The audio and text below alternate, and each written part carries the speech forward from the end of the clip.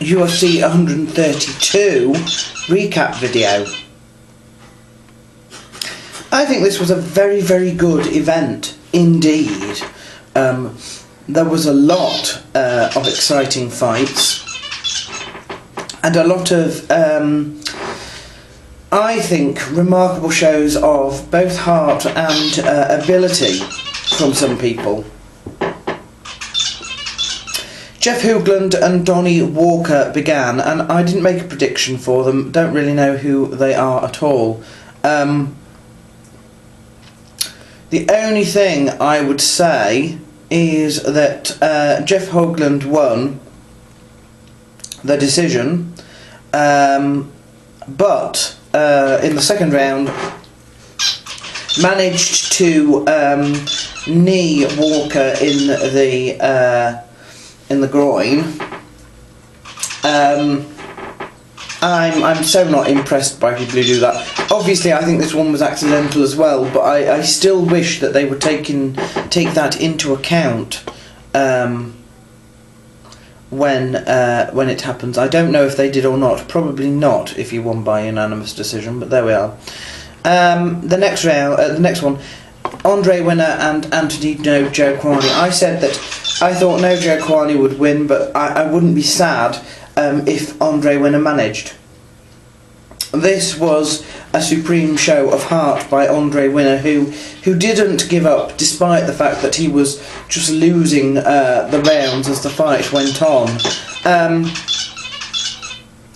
I think he got better, he got more aggressive later on, and he also showed more heart. You know, he was still trying to get a knockout in the third, but it just wasn't going to work, and No Joe Kwani managed to get that one by unanimous decision as well. Brad Tavares and Aaron Simpson. Well, don't know much about this one, didn't see this one. Yeah. Aaron Simpson won by decision in the end of that. The next one was interesting. This was Brian Bowles and Takai Mizugaki, and I actually said, you know, I wouldn't be so sad if Brian Bowles won, but I was worried after recent performances that Takai Mizugaki would win, so I went for him. And the first round epitomised what I thought would happen the whole 3 rounds, with Mizugaki basically just winning with sort of superior skills, so to speak.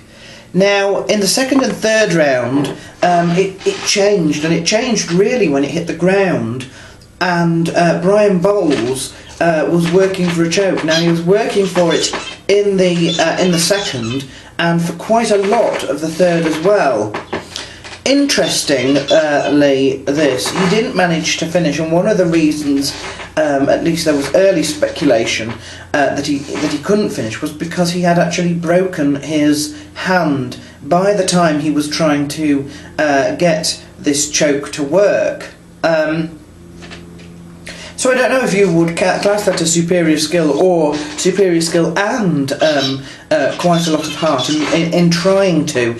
What I liked about that match was that Brian Bowles was trying to finish for, you know, for half the fight, for a round and a half.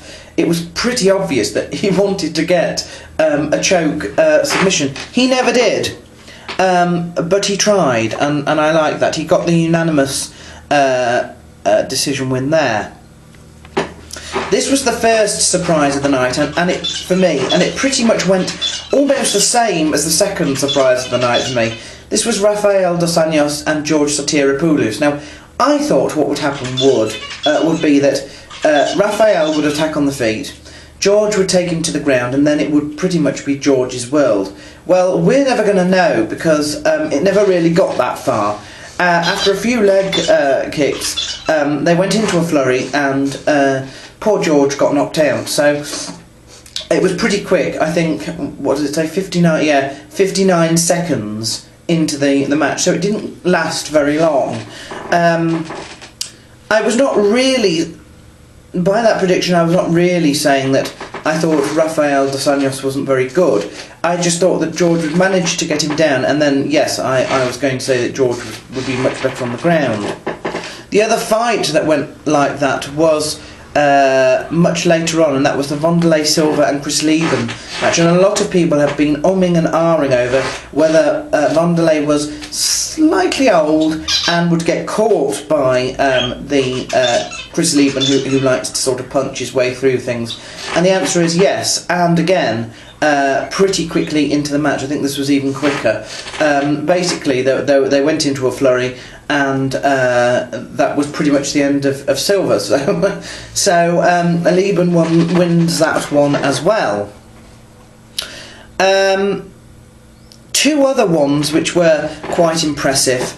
Carlos Condit versus Dong Hyun Kim went exactly like I thought. And this is that, Carlos Condit is very, very dangerous on his feet. And okay, it took him a little bit longer than Chris Lieben, or I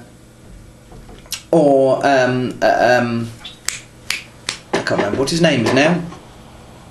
Rafael dos Anjos, that's why I wouldn't remember his name really.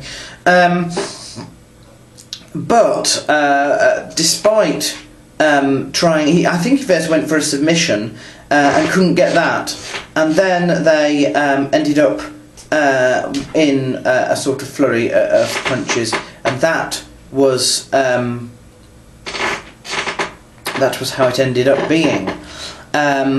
I think it was going to be obvious that Kim wasn't going to recover when when Carlos Condit got the sort of knocked down, and then it was just a matter of time, I think, before the referee was going to step in and stop that. Melvin Guillard and Shane Roller, again another first round knockout, and this time in favour of Melvin Guillard, which I said probably would happen. Even in 2 minutes and 2 minutes 12 even seconds of the bout, the round has already been stopped once, and unfortunately, this could have been a match-changing thing. Melvin Guillard poked Shane Roller in the eye. They had to stop when they restarted. Melvin Guillard got the better of Shane Roller, and what one has to say was that because Shane Roller had hurt his eye and couldn't see the punches coming.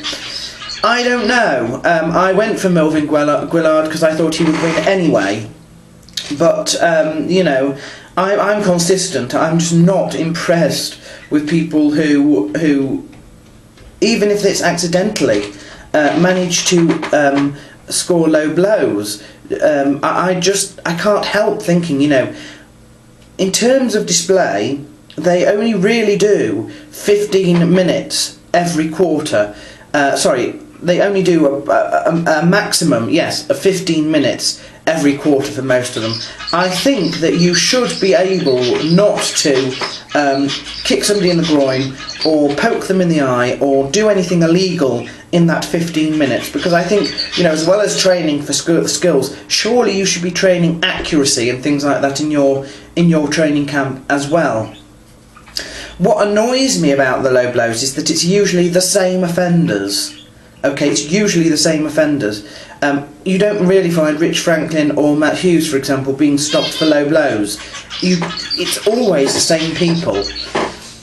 Tito Ortiz beat Ryan Bader, and was this because Ryan Bader tried to get the takedown straight away, or was it because Ortiz actually rocked him and went on the